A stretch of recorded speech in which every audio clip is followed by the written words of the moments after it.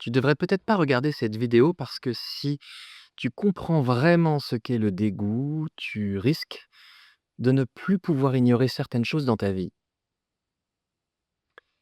Vous vous sentez parfois mal à l'aise sans vraiment savoir pourquoi, comme si quelque chose vous dérangeait, mais sans pouvoir mettre les mots dessus. Vous restez dans une situation avec une personne, dans un environnement, alors qu'au fond, il y a un truc qui coince. Mais vous vous dites que c'est vous, que vous exagérez, que vous devriez faire un effort. Et si ce malaise, c'était pas un problème à corriger, mais un message à écouter? Moi, c'est Guillaume. Sur ce qui nous traverse, j'aide les personnes à se sentir moins seules en traversant leurs émotions pour transformer les épreuves de nos vies en force. Pas de solution, pas de remède miracle, pas de gourou, juste une expérience, la mienne, qui trouvera peut-être écho dans la vôtre. Le dégoût, c'est une émotion qu'on comprend souvent mal. On pense que c'est excessif, qu'il faut le calmer, le contrôler, le rationaliser. Mais le dégoût, en réalité, c'est un message très clair. Ça ne doit pas m'approcher. Et ça ne parle pas seulement de nourriture ou d'odeur.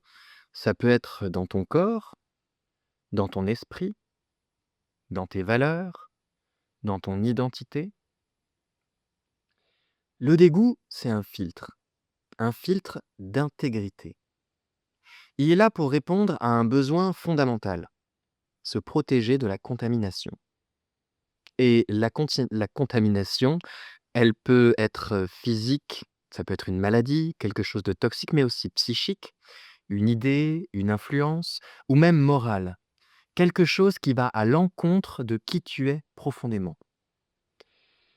En gros, le dégoût, ça dit si tu acceptes ça, tu te trahis et tu te mets en danger.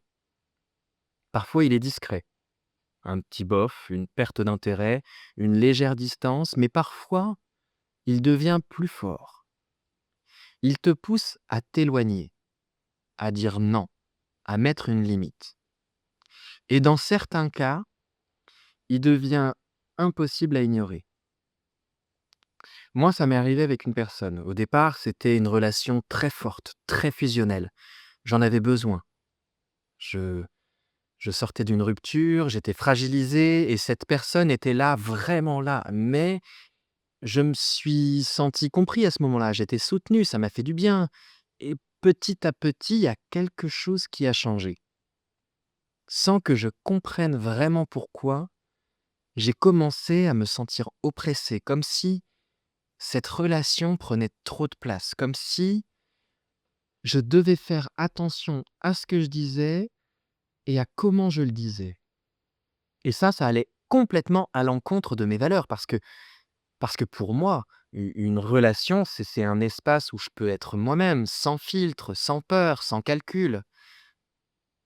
Mais au lieu de m'écouter, au lieu d'écouter ça, je me suis remis en question. Je me suis dit: «C'est moi le problème, je vais pas bien, je devrais être reconnaissant». Donc je suis resté. Et puis, il y a eu un moment, pas forcément énorme vu de l'extérieur, mais pour moi, c'était la goutte de trop. Et là, ça a été très clair. Ça n'était plus un doute, ça n'était plus un malaise flou, c'était du dégoût, un dégoût moral. Quelque chose en moi a dit: «Ça, je ne peux plus l'accepter». C'était viscéral. Je pouvais plus faire semblant, je pouvais plus rester, je pouvais même plus expliquer pourquoi et c'est là que j'ai compris quelque chose d'important. Le dégoût, il cherche pas à convaincre, il cherche pas à argumenter, il dit juste: «Non, non, pas pour moi». Alors, j'ai pris de la distance, physiquement et émotionnellement. Et ça n'a pas été simple parce que je savais que ça allait être difficile pour cette personne et ça l'a été, mais en même temps, je savais que rester aurait même été une forme de trahison envers moi-même et ça je pouvais plus. Et ce que cette expérience m'a appris, c'est que le dégoût n'est pas là pour être ignoré, non. Il est là il est là pour nous protéger. Mais il faut apprendre à le reconnaître, vraiment. Parce qu'au début, il est discret. Il passe par un manque d'envie, une fatigue émotionnelle, une petite voix qui dit: Ça va pas» et si tu l'écoutes pas, ah ben, cette voix, elle va monter encore et encore jusqu'à devenir impossible à l'ignorer, pardon. Alors, aujourd'hui, quand je ressens du dégoût, je me pose une question simple, c'est: «Qu'est-ce que je suis en train de laisser entrer en moi? Qu'est-ce que je suis en train de laisser approcher qui ne devrait pas y être?» Et parfois la réponse fait peur parce que parce qu'elle implique de prendre de la distance, de dire non, de changer quelque chose ou même de perdre quelqu'un. Mais en réalité, c'est souvent là qu'on se retrouve.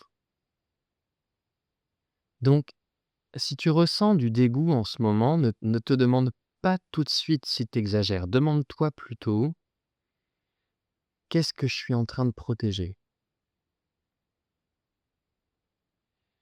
Si cette vidéo t'a parlé, abonne-toi pour suivre la suite de la série. J'ai déjà fait un épisode sur la joie, la colère, la peur, la tristesse et dans le prochain épisode, on parlera d'une autre émotion très différente selon Pouchik, mais aussi très puissante, c'est l'anticipation.